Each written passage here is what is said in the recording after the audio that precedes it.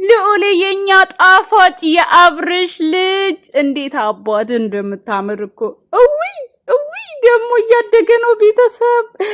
የአብርሽ ልጅ የእውነት እያደገ ነው እንዴ ለመቀመጥም በቃ እግዚአብሔር ያሳድግ አዎ ሰብስክራይብ አድርጉን ለማለት ያብቃ ያው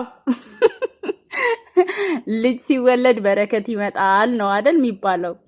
እንግዲህ እግዚአብሔር ያሳድግህ በልለትና አብርሽ ስቶሪ አድርጎት በቃ ደስ ብሎኝ እኔ ማመጣውላችሁና የሆነ በቃ እያደገ ሲመጣ እንደ መብለጥም ብለዋል ማለት እንደ መክሳት ሲል ህፃናቶች መጀመሪያ ፋፍተው ከዛ እንደ መክሳት ሲሉ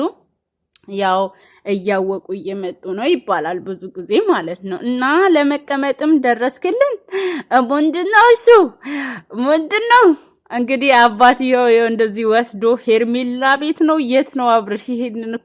ይሄንንም ልትነግረን እንፈልጋለን እንግዲህ አብርሽ ልጁን ወስዶ እንደዚህ ይጫወቱበታል ተጫወቱበት ልጅ በልጅነት ማለት እንዴ የሆነ ግን እናንተ አብርሽ እኮ በጣም ልጅ ነው ያስታውሳለሁ እንዳ ነፂ ጋር አገኘው ነበርና አሁን ወልዶ ሳይው ምናምን